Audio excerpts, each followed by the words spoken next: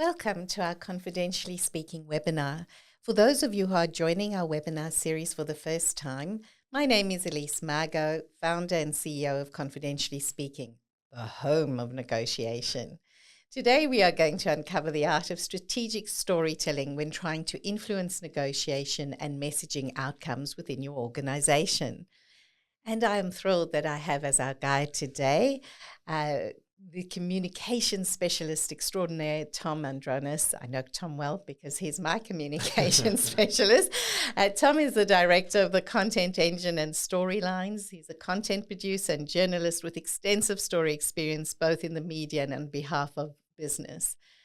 I can absolutely endorse the work of Tom and the wonderful team at the Content Engine, including Brad, who is sitting helping us today, given that they've had a positive influence on my storytelling and are the content producers for Confidentially Speaking and have been for a while. Stop, right? Elise. You're going to make me blush. Thank you for the introduction. Appreciate it. Thanks for having me. It's a pleasure. I've always wanted to speak to you because you've been training me about what to ask people or my audience, and so now I get to ask you questions. Yeah, which is absolutely. And likewise, you've given me a lot of guidance in a lot of the sort of contract negotiations and that sort of stuff that we've done over the past. How long has it been now? 2 or 3 years? I'm not sure, but yeah, it's been really great. And so yeah, we'll see where this chat goes. Exactly. So Tom, so people can get to know you a little bit better. When you're not storytelling or content producing, what do you do? When I'm not doing those things, Yeah. I spend most of my time corralling my 2 preschool age daughters. They're 3 and 5. So I spend most of my time just trying to make sure that that our life runs, if that makes sense. Aside from that, I play sport. I play baseball. I like to go to the beach as much as possible. But yeah, I actually had an experience 2 Sundays ago when my wife took the girls out on a Sunday afternoon, and I sat still on the couch for the first time in a very long time and realized that there's not actually a time in my week where I don't have something to do. And so, yeah, I'm sure that any parents out there with young kids will identify with the fact that there's always something happening. There's always, and you bring them to work. I do, yeah. Well, sometimes you have to, but I've brought my eldest and my youngest actually as well to work a couple of times, and Percy, my eldest, came and joined me on a client meeting one time, which was really lovely. And I think it's just it's nice to sort of have them around and have them see what it is that I do when I'm not being dad. Yeah, because I'm pretty sure that they just think that whenever we're not at home, we're doing fun stuff somewhere else without them. Do you know what I mean? So it's good to sort of show them our world a little bit as well. and show them how boring it is so that they don't want to come with. Or That's right. Just convince them not to be in too much of a hurry to grow up. Yeah, exactly. So how did you get into this content producing storytelling world? That's a really good question. How far back do you go? I think I was always a very avid reader, and I've always loved stories as a child. I studied literature at university. I've got 2 literature majors from 2 different universities, and then after I got those 2, I never read another book until very recently. But after university, I became a radio producer and journalist. So I worked in radio at a radio station called 3AW for about 10 years. After that, I moved into strategic communications very briefly, and then I started this business in 2018. So the Content Engine has been running for, I guess, almost about 7 years now. And we're also at the moment in the process of starting up another new business called Storylines, which is very much just in its infancy, and we're just getting it off the ground at the moment. And for anyone who's interested in storylines, what does Storylines do? Storylines is essentially a professional documentary service for families. So the idea is that we help families to document their stories so that they can be remembered and preserved and passed down through generations. Because I think that every person, despite the fact that they probably think they've led a normal life and there's nothing particularly story-worthy about it, I think that even what you might consider to be the most ordinary life is made up of a series of extraordinary stories. And so the idea is to kind of preserve those stories ultimately before it's too late. I don't know about you, Elise, but I've been to funerals where I've heard the most extraordinary stories told as eulogies, and you go, I never heard that story before, So it's kind of like, let's not wait for the eulogy. Let's get it documented and in video or audio before it's too late. And wonderfully, the family can ask the questions as well that they would have liked to ask. Yeah, well, I guess the other thing is that, a lot of people say, oh, why don't I just do it on my iPhone? I'll sit down and film it on my iPhone. Yeah, that's fine, but no one ever does, firstly. And secondly, having a little bit of distance from the person that's being interviewed, as in, the interviewer not being someone that's known to them, often means that they'll open up a little bit more and they'll give a bit more of the story because there's no kind of personal attachment to it. So this is unrelated, but I've interviewed, World War II veterans, for example, who told me the most incredible stories of their experience while serving in the war. And I have one occasion where this elderly gentleman's wife was sitting in the room, and at the end of the session, she just said to me, I've never heard any of that before. He was 93 at the time and she'd never heard any of those stories. So I think there's something to be said for a professional interviewer with an element of distance from the subject, sort of doing that questioning as well. Fantastic service, and really something we need in this digital age where people don't express everything anyway, and that was always the case. And we know with veterans, many of them couldn't speak about their experience. True. Yeah. But if we add to that, nowadays everybody thinks they're the greatest digital creators, and well, I'd beg to differ, but we can move on. But it's great to be able to have a proper professional service capturing family stories. I guess that's not why we're here. No, today. That's not why we're here. Thank you for the plug, though. I appreciate it. Yeah. Although I could talk about that for ages as well. Let's talk about strategic storytelling in negotiations and messaging, and this is for people out there who. You're in your organizations, you've got to tell a story, you've got to message someone. In negotiations, I believe strongly that especially in dispute negotiations, but also transactional negotiations, what we're really doing is trying to tell the other side a story and capture their imagination so that they'll work with us and take our messaging and what we hope to persuade to another level. So that's why I grabbed Tom and said, well, how do we message? How do we storytell our way into a negotiation? Because we're doing it anyway. So starting at the beginning, I've got to tell a story. I've got to make up a story. Where do I begin? I think the first thing is actually recognizing that you do need to tell a story, because stories are everywhere. Everything that we engage with is a story one way or another. If you think about, the obvious ones are things like marketing. Marketing, we're being told a story by a brand who's trying to get us to purchase something. But stories exist literally everywhere. You can look at a piece of architecture and it tells you a story. Theatre, dance, whatever it is, stories are everywhere. So they're an intrinsic part of how we communicate as humans. We're social animals. We're empathetic animals. So it's part of our the way that we communicate that we like to feel something. So at the center of that is storytelling, and storytelling is the basis of our communications going back millennia, right? We haven't always had computers and even handwriting. Oral traditions and storytelling is how human history has kind of been handed down. So I guess the first point is understanding that no matter what you're communicating or how you're communicating it, there is a story there that needs to be told. Now, how you go about telling that story, that's been done a million different ways, and I suppose we have a particular framework that we use for storytelling. It's not the only one, but we find that it works pretty well in a business sort of context. So we use a framework that always starts with two key questions, and the first one is objectives. So what are you trying to achieve? And the second one is audience. Who is it that you're trying to communicate to?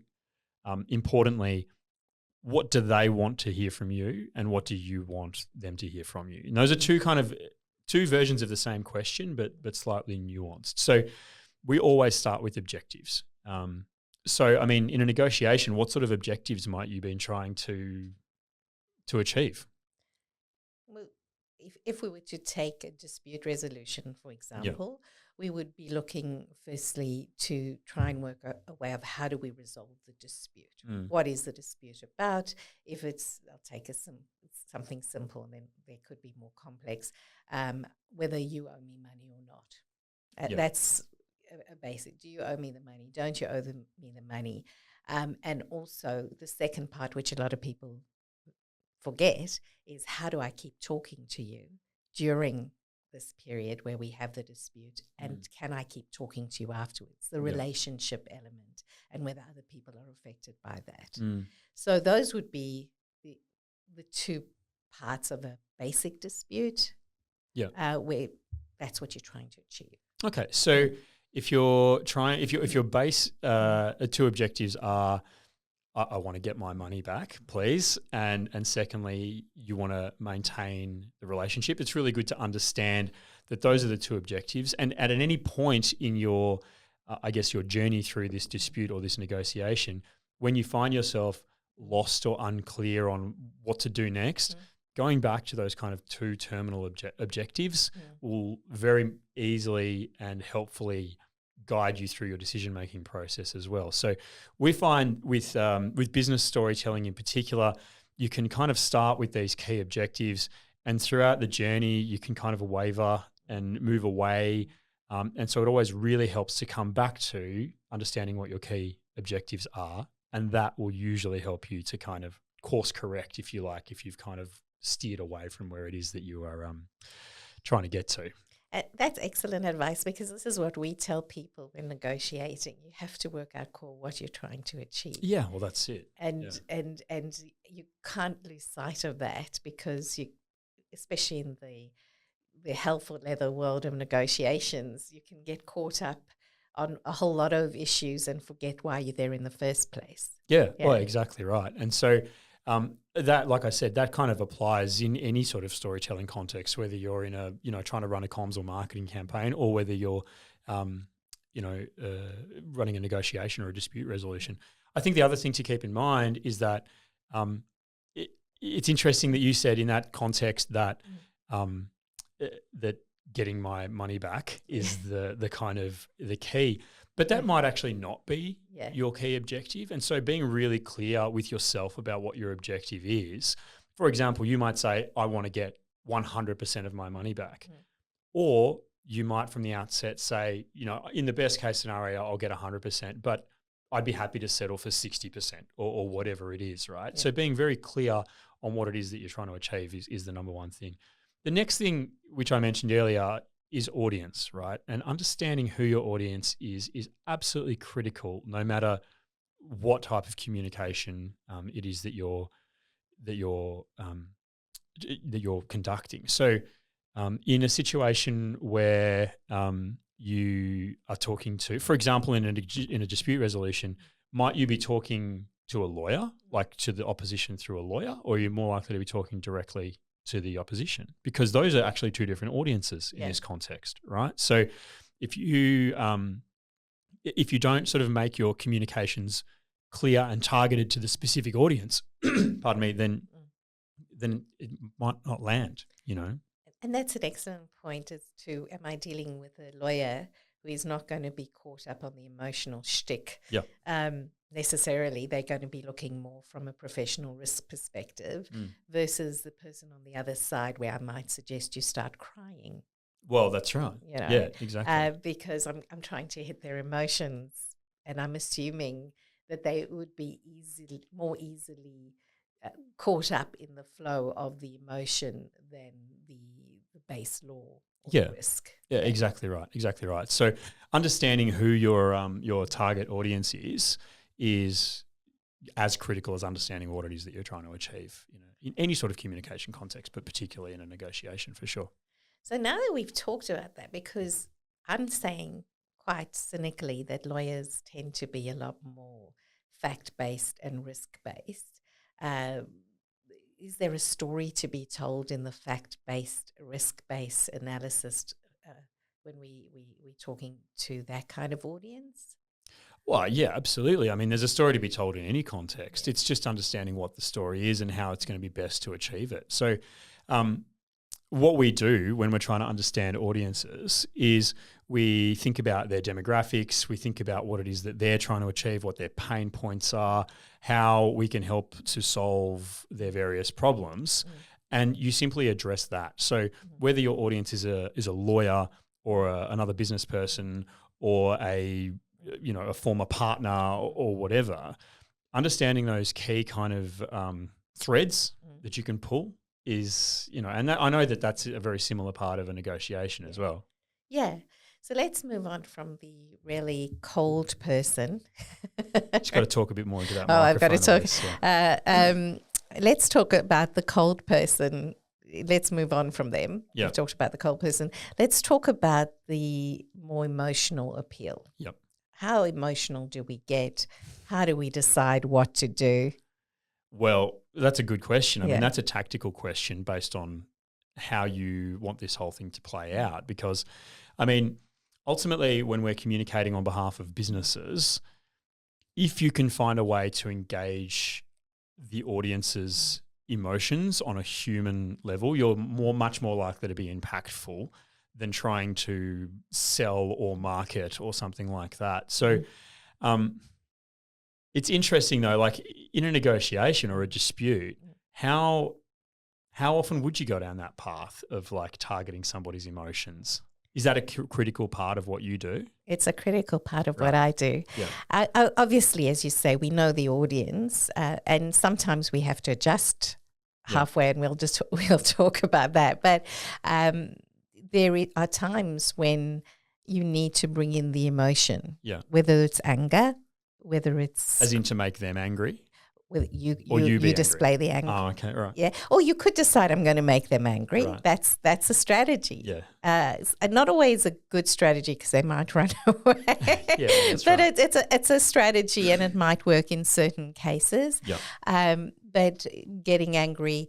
But I find, and I don't use this often, but when you're dealing with cold-hearted business, and there's someone who is really caught up in the middle, letting those emotions flow and the person tell their story about how they got caught up in the middle and what the effect's going to be long-term on there, if the business is going to be too harsh, if the other side, that has had huge effects. Right. And I've played that also in employment tribunals, right, which has made a huge impact.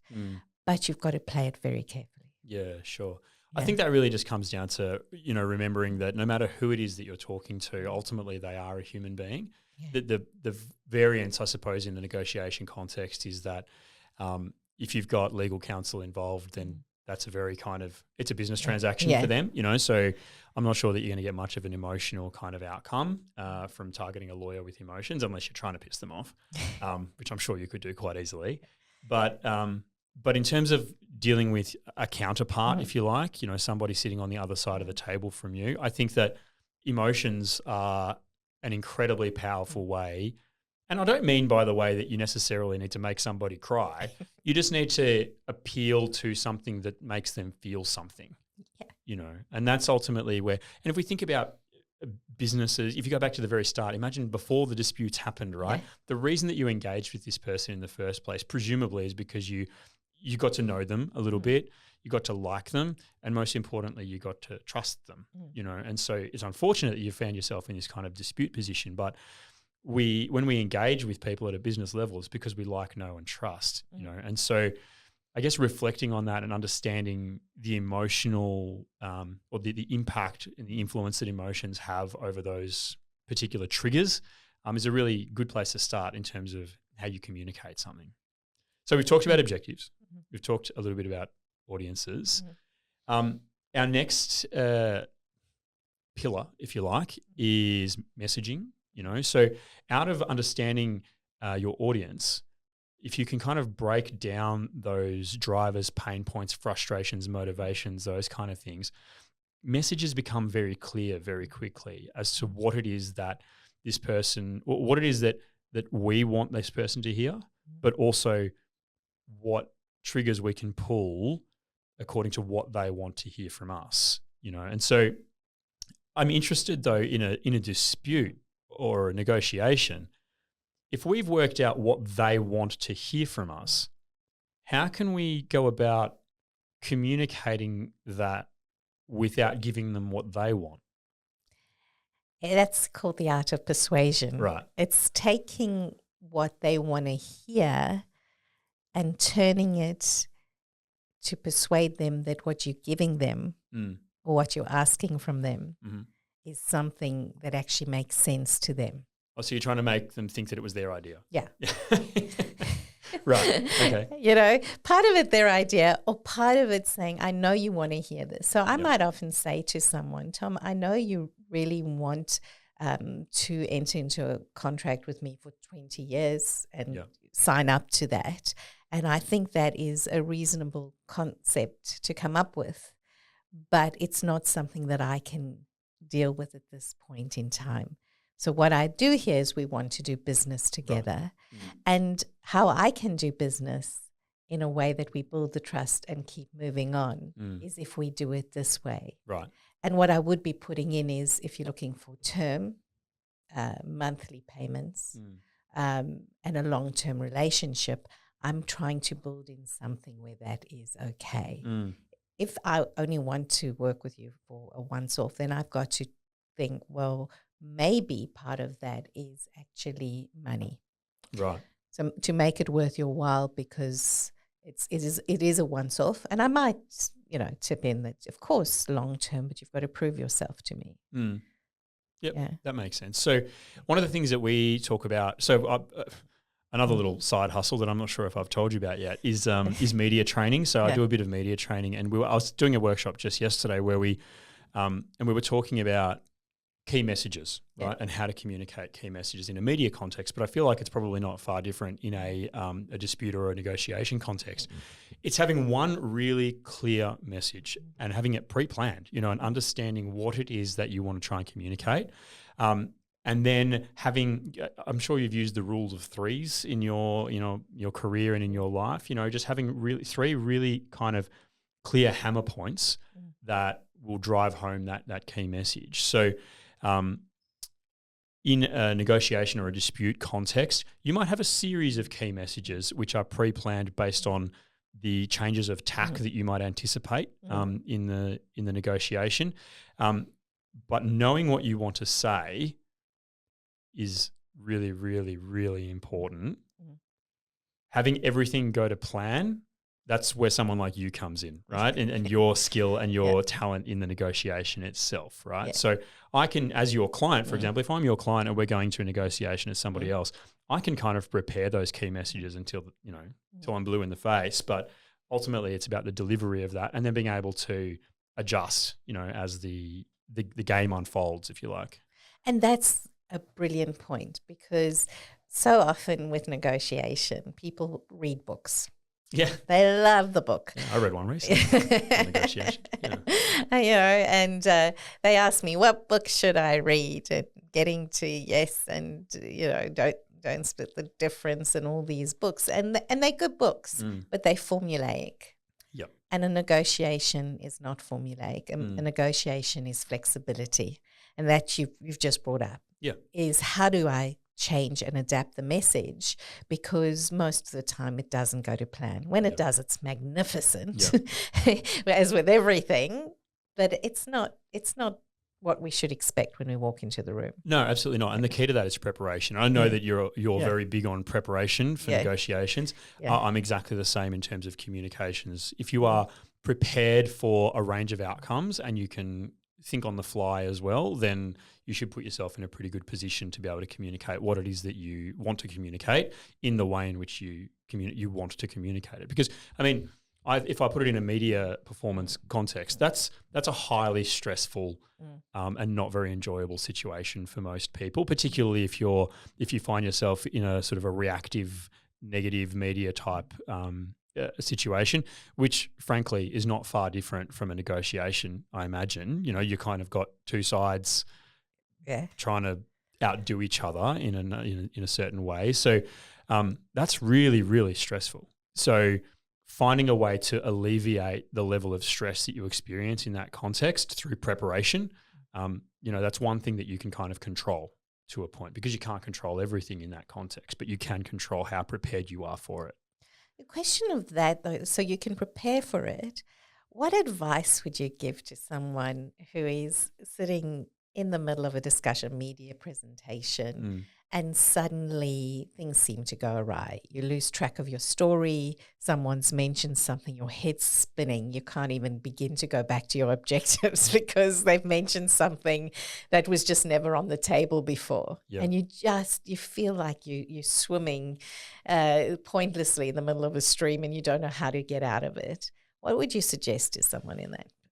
Back out slowly and leave? No.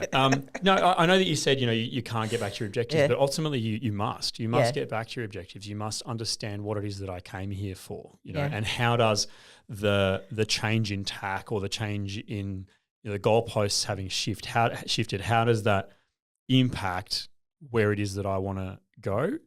And then you just have to be agile. And I go back to the concept of preparation again, and I'm preaching your hymn book here, but if you have done the work to be prepared, then you'll find a way through it, I think. But I mean, do you have an example of when that's happened and how you dealt with it? Yeah, I've seen a lot of people drown. Really? Yeah, I've seen. Why did they drown?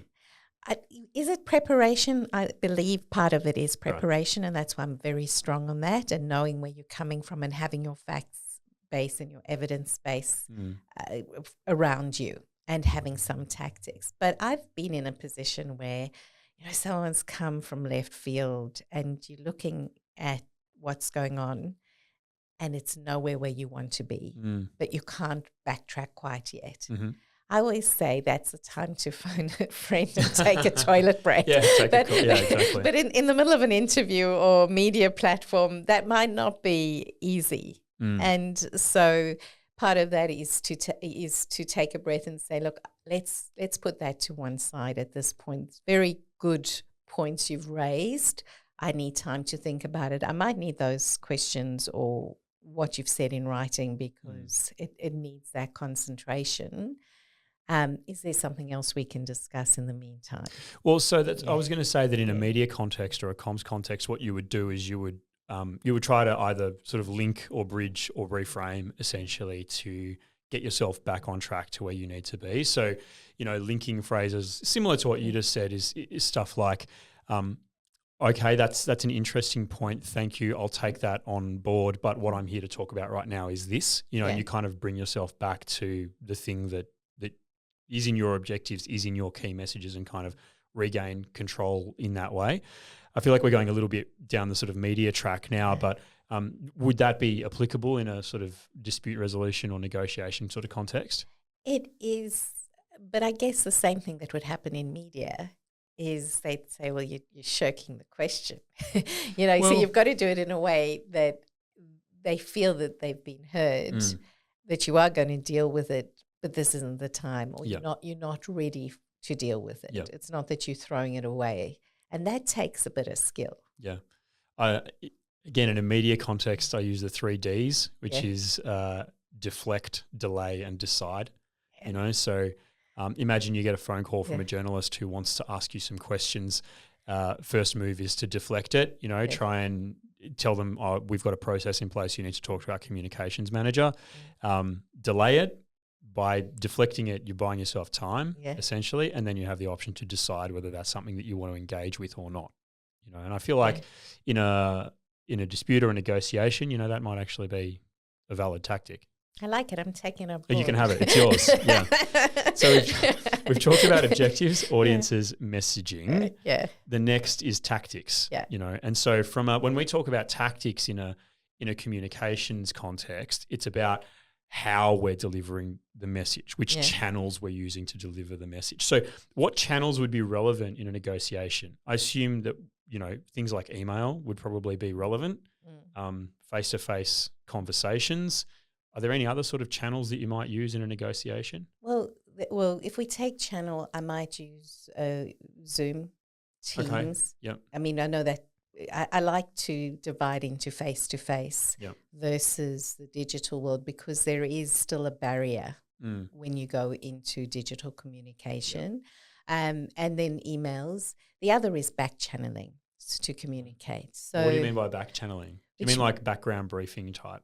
Yeah, you see that as back. Yeah, so Right. I might send someone off to go and speak to someone, find out how they approach things. People, something that someone believes.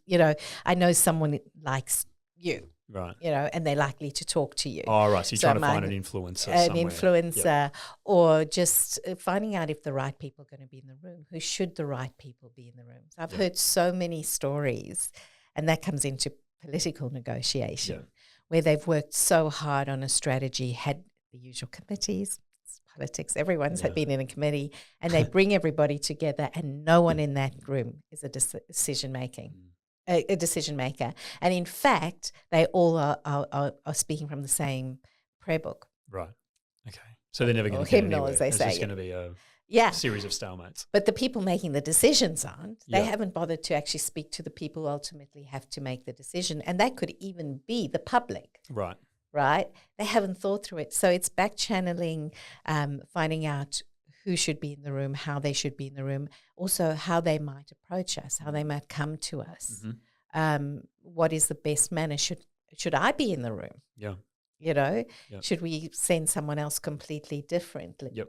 Yeah, exactly. That's an interesting point of it, sort of in a dispute resolution and negotiation context, is that the humans, the actual individuals in the room, could be either useful communication channels or blockers. Right? So you, in a dispute, like we talked before, you might have legal representation involved.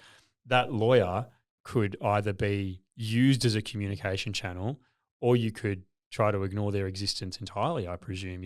There might be sort of conventions and stuff in place, but just because you're speaking or communicating to the lawyer doesn't mean that you can't be addressing your counterpart or the human on the other side of the table as well, I presume, right? In fact, my advice is always ignore the lawyer if you can. Sounds counterintuitive since I'm meant to make my living that way. Yeah, that's right. But certainly in mediation, where I'm a mediator, I always try to get the parties themselves to speak to each other. Yeah. The lawyers can talk the law. Yeah. But we should be able to speak to each other. That said, we know in family disputes, often the emotions are too hard. It's not going to work, even if they are reasonably, I hate to use the word good, but amicable. Yeah, thank you. You're welcome. I had a senior moment there.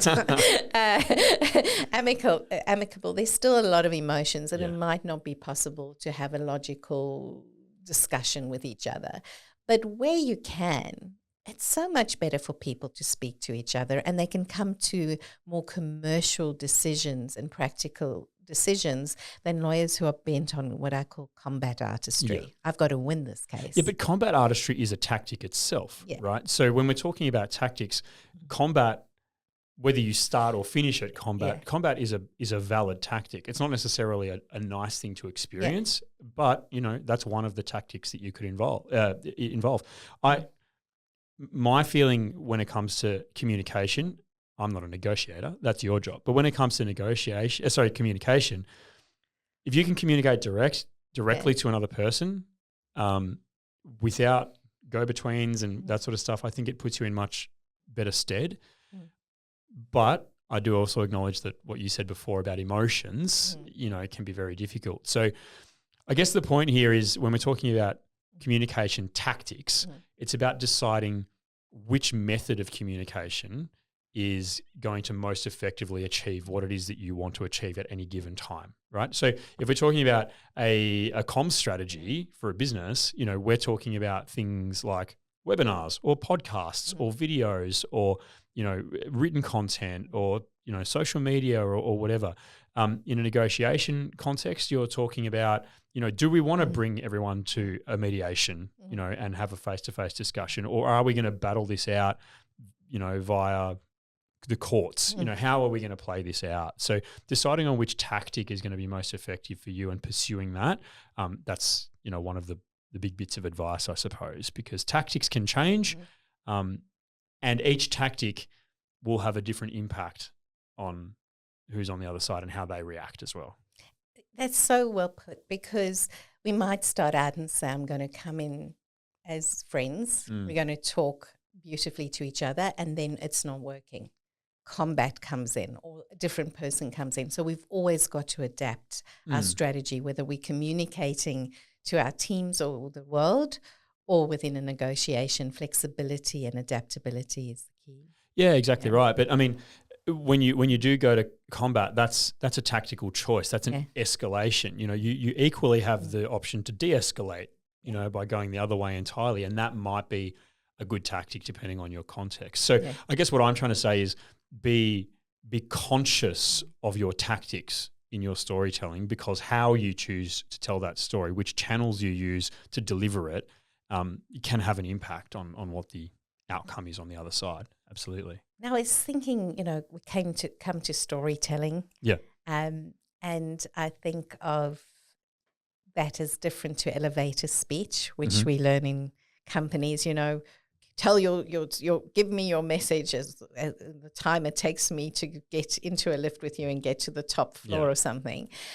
How do you use that storytelling? Is it a good idea to start learning to be a bit more floral, more descriptive? That's all contextual. Yeah. Yeah. So, I mean, I guess the good thing about the framework that we've talked about is that it applies in every communication context. So, being more floral in your language or your approach, we're now actually, by the way, at the final step in the framework, which is content, right? So we've talked about objectives, audiences, messaging, tactics. Now we're at content. So content is the nice little bow that you kind of tie everything up in, which is the method by which something will be delivered and received. So it is the words that you choose to use. It's whether you choose to be aggressive or calm. It's the way that you tell the story ultimately. So deciding on being floral or being straight down the line, or whatever choice it is that you make, again comes back to those key terminal questions, which are, what is it I'm trying to achieve, and who is my target audience? What do they want to hear from me? So in a context where someone, you've diagnosed that the person on the other side of the conversation is a highly emotional person, and that's going to play well for you, because it could also play badly for you. If you think it's going to play well, then you probably want to deliver, potentially in sort of a calm manner, but quite a sort of emotive type approach. Whereas if you're talking to a lawyer, it's going to be a different set of communication, So always comes back to objectives and audiences. And I think, to answer your question, if you use that framework, and I'm giving away the keys to the city here, so I'm never going to win any work again, but if you use that framework, it applies to all contexts. So all you need to do is go through the steps, and the outcome becomes quite apparent quite quickly. It does. It's so good that you talk about the framework, but I say that it's one thing to know the framework, but without the experience, I'm throwing that in for all of us. But because I remember going to speak to you, and I thought I was, with confidentially speaking, and I thought I had everything well thought through. And you said, okay, tell me a little bit about this. And you were my audience. And I wasn't giving the message that I thought I was giving. In my head, I thought it was so articulate. I wasn't at all.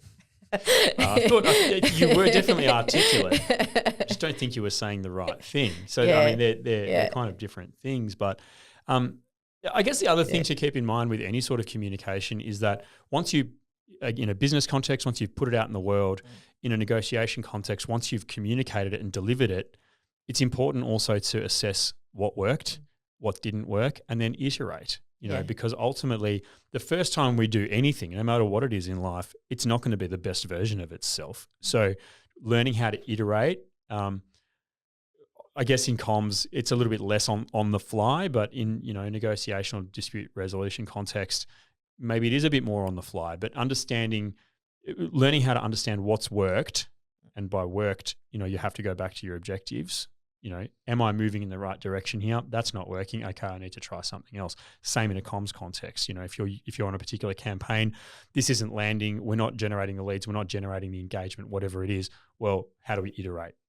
And that's, kind of the last step, because the final bit of the framework, if you like, is KPIs.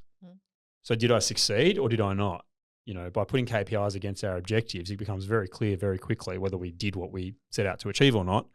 And if we didn't, well, either we pull the pin, and we say the client says to us, guys, you haven't done what you said you would do, so maybe we're going to move on and try somebody else. Or we iterate. We try something different. We try something new, whether that's you might reset the objective. You might go back to the very start and examine whether the objectives are actually realistic and attainable or not. And I suppose in a dispute, that's a real thing, right? Can I get 100% of what I'm owed? Well, maybe I can't. So maybe I need to assess what my objectives are. The audiences, am I going the right way? Is my audience correct? Am I addressing the right person? The messaging, am I saying what they want to hear from me? So you can kind of go back and iterate every stage of the process and examine whether it is whether you're on the right track or the wrong track, and iterate that. And that is brilliant advice for everything, the whole world. Whatever you're doing, always go back and reassess and have KPIs as to, have you achieved what you want? What could I do better? Even if you weren't to use the word KPIs. I see there's a question coming up, and everybody else who hasn't asked a question, please feel free to ask us questions.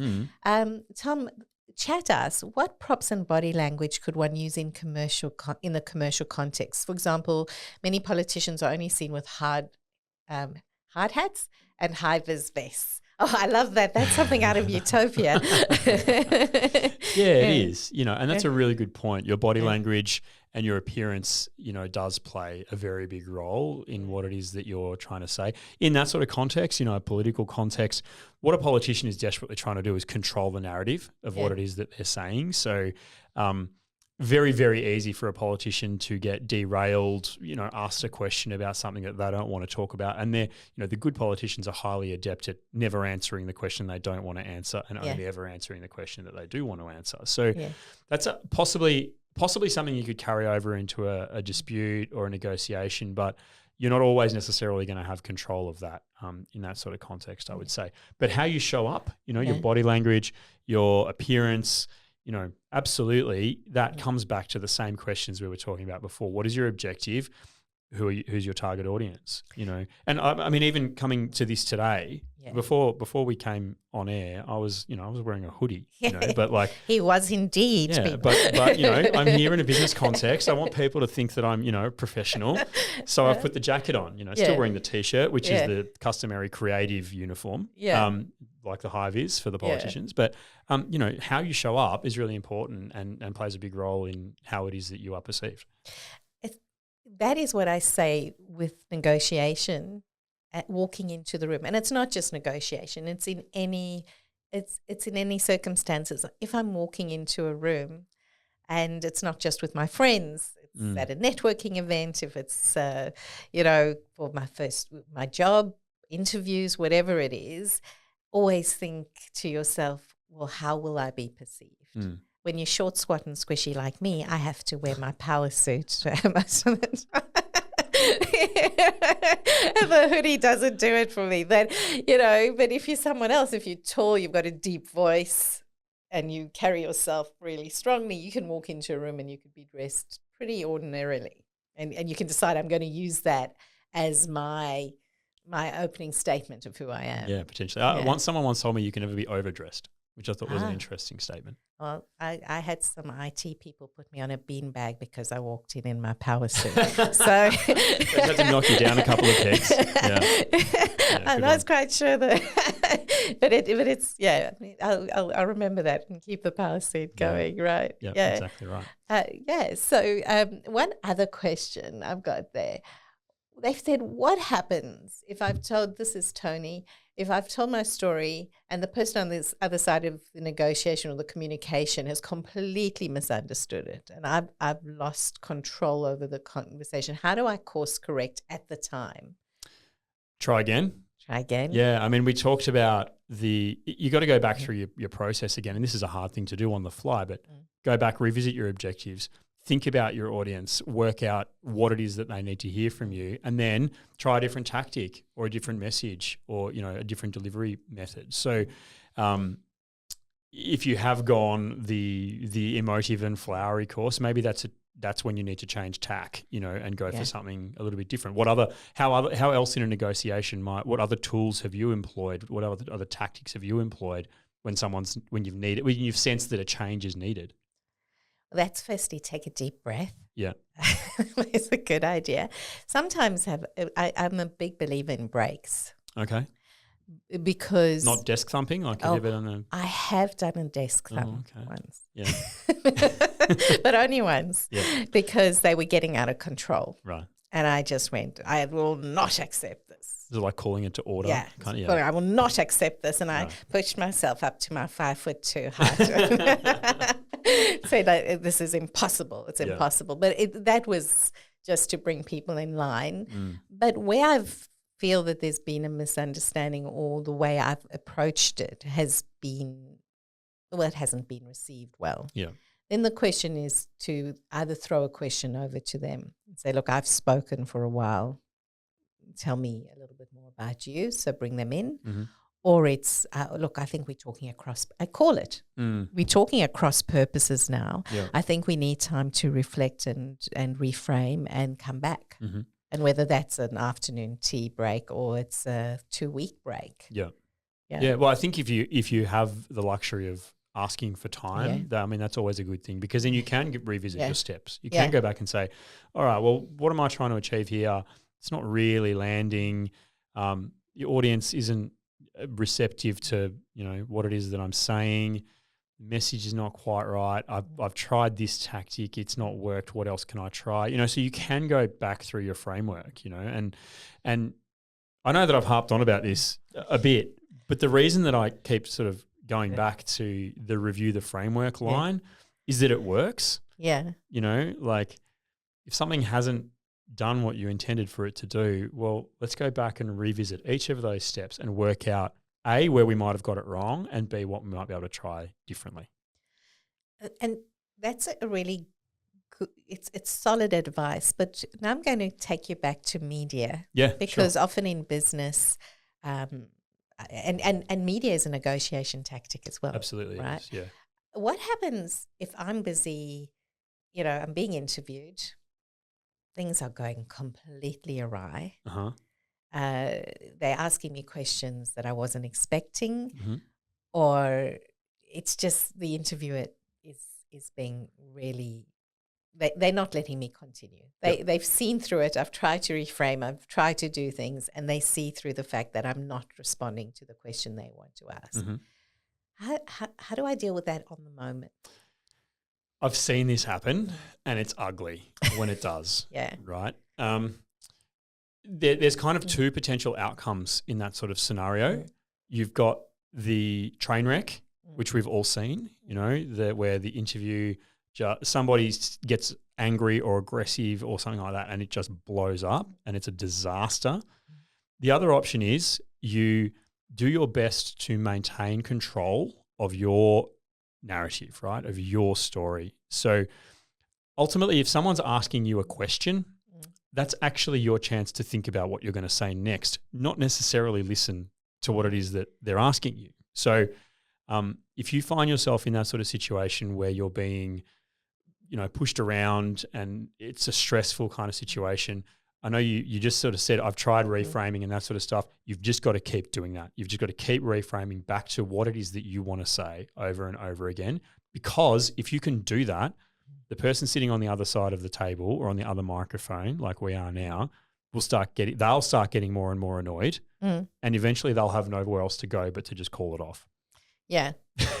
and that's a good thing. I've got another question. What words or phrases are regarded as too emotive or too soft in a commercial negotiation? That's a really good question. It's a question for you, though. I was hoping you'd come up with it. What words or phrases are regarded as too emotive or too soft? I say that all words are up for grabs. Okay. It's the context and who I'm talking to. So potentially the too emotive, you're making me angry. I'm upset. How dare you? How very dare you? Those kind of things might be too emotive. And I wouldn't use that often, and you're just horrible. you're a mean, nasty person. You should be giving me this. It's the words that make the person. It personalizes it. Yep. I feel the moment you start personalizing it as to calling the other side names, and saying you're making me feel angry, there might be a time that makes sense. It might be saying you using the wrong words. Yeah. You making me feel uncomfortable, and therefore I can't respond well, or I'm feeling angry, and that's not a good thing. You don't want me to feel angry. Yeah. So perhaps we should speak in different tones or take a break at that stage. So that's it. Too soft. Depends again. Have you ever used the waterworks? Not personally. No. But I've had Have you ever told your client to use the waterworks? I mean, they were crying. I don't tell them to act, right? You didn't like jab them under the table or something to make them cry? And I didn't give them an onion to hold, like they do in the movies, just have this onion and when they were telling their stories to me, and I always say with disputes, people often tell their stories quite well. And there were tears. And I said, you need those tears. I will work with the other side and I will warn them that you're very emotional about this, but I think it's important they hear you. Yeah. And we were dealing in one case with a person who was very hard-headed. But and these were two executives. So this is not a place where you would expect that to happen. But when that person saw how upset my client was, it turned the discussion completely, because they realized that this was no longer just a fight about business. This was a fight where they were actually which was taking a huge emotional toll on someone who was worthwhile for the organization. So tears, if they're coming from the heart and it's a way of showing vulnerability, that's not a bad thing. My answer to that question about too soft or too hard or any of those options is that no matter which of those approaches you choose to take, it is a tactical choice to do so, and as long as you're kind of conscious of the choice that you're making in whatever sort of communication it is that you're putting out there in the world, you must be aware that the choice that you make will have, I guess, an equal and opposite reaction, if that makes sense. It's cause and effect. So the choice that I make on this side is all well and good because I might be trying to engender a certain type of reaction on the other side, but conversely, that reaction might not be the reaction that I'm expecting, and therefore I need to be mindful of what the potential outcomes of my tactical choice are. That's great advice. Thank you. Yeah, because we always think we're smart and we know how to, well, not always, but many people think they're smart and they know how to manipulate the other side. And quite frankly, sometimes tears will work for me, and sometimes I'm going, bloody waterworks. I'm just going to ignore it this time. Yeah. So one day it will work on the audience, and one day I won't. It just depends on how the audience, like the same person, can react differently depending on their day. Yeah, exactly right. And that comes back to knowing your audience. So if you're in a dispute with someone who might have been your former business partner, for example, pretty good chance you know that person pretty well. Yeah. Right. And you know that pushing this button is going to have this sort of response, and pushing that button is going to have that sort of response. Yeah. So I guess being conscious and mindful of the buttons that you're pushing at any given time is really important, because the more you know that audience and that individual, the more you can kind of predict what the outcome is likely to be. Yeah, hopefully. Yeah, well, that's right. Yeah. I've always got to put a bit of a negative spin in there, being the lawyer I am. But in a sort of a negotiation type context, it goes back to what we were saying before. Yeah. If you, as two individuals, are sitting across a table having a negotiation, that's all well and good because it's direct. But if you're communicating through your lawyers, then you can try and push any emotional buttons that you like. Yeah. But if the communication isn't being delivered in that way by the lawyer, then your point is moot. Your tactic is useless, right? So even the decision, if you like, or the tactical choice to communicate through legal representation will impact how this plays out. Exactly. And the legal representation, I always say is in the negotiation, not behind the scenes, but in the negotiation room, is normally a sign that bridges could be burnt in a Probably dispute. will be, I would Yeah. say. Have you ever been in a negotiation as a lawyer Yeah. representing someone where everyone walked out friends? Yeah. You have? Yeah. You must be good at your job. Yeah, I think so. No. It basically it depends on how you approach things. Right. And if you see that there is an opportunity for people to be able to communicate after they've resolved the dispute, that to me is the key. Right. Yeah. I mean, Because that's we a have- win, right? Yeah. Yeah, we live in, we might meet the person in the supermarket. We live in a world where we're going to most probably come face to face with those people again. So there's no point in my mind to keep the dispute and the anger going if we can move to a point of saying, well, we had a bad time of it. I'm not saying we're going to do business again. Sometimes they have. Sometimes our resolution has been continued to do business with each other. Wow. But if it isn't available, at least we can say hi when we see each other on the street. Yeah. And that's what I always think of when I go into negotiations. Yeah. I mean, we've talked about emotions and emotional impacts quite a lot through this conversation, but and this just might be me, but I find managing emotions in the face of a dispute is really hard. Yeah. How do you, when you're dealing with disputes and people and their emotions, how do you, I guess, keep them professional or keep them, keep the emotion out of it to a point? Well, if I've decided to keep the emotion out of it, that's the first case. What I would The first tactical do, choice, the tactical isn't it? Yeah. choice, but I will let them vent to me.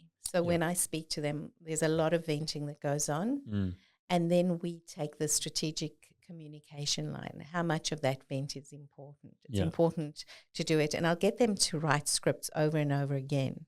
Prepare the message. To prepare the message. Get the hate out. Get all of that out.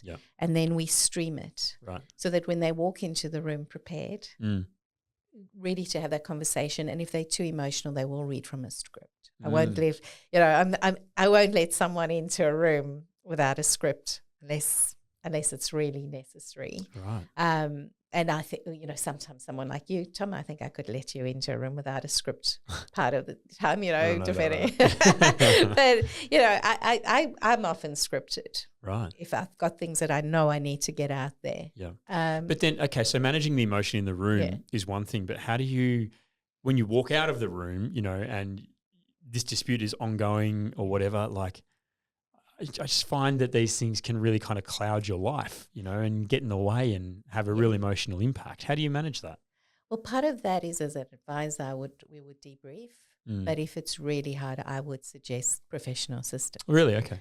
So I'm a firm believer that if you need a psychologist or a counselor, whatever that might look like, or a really good friend who's there for you, it's very important. And that would be even in a big business deal. Yep. Because sometimes the emotion of getting a deal across, if you're selling your business or you're in a major deal, you're tired, you're nervous, there's a lot of energy going, and you can lose sight of where you're at emotionally. You might be doing things correctly business-wise, but you can lose sight of who you are. And that can cause disruption in your own relationships, in your health and well-being.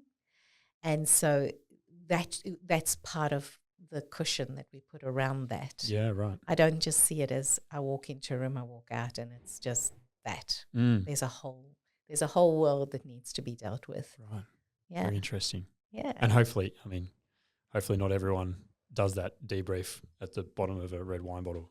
Oh, I think a red wine bottle. I prefer whiskey though, because Fair enough. but that's me. But I don't mind a good red. I don't mind a single malt, Elise. I'm not going to lie to you. I'm not going to lie. So next time, where is our malt, by the way? Yeah, there's some out there on the trolley. We can have one straight after if you like. Have a little dram. Yeah. Tom, that's been fascinating. It's been wonderful speaking to you and learning more about the message. And as I've said previously, I've learned so much about messaging through Tom and Content Engine. If someone wants to find you, where do they find you?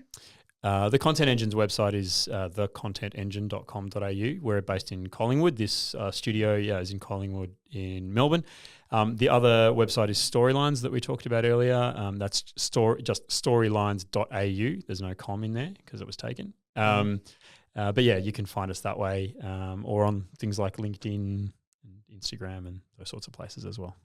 Great. And for those of you looking for Confidentially Speaking, we are at I shouldn't say that, I should just say confidentiallyspeaking.com.au and on LinkedIn. And we would always be happy to speak to you about any of your negotiation needs. In the meantime, have a wonderful rest of day and keep the great stories coming.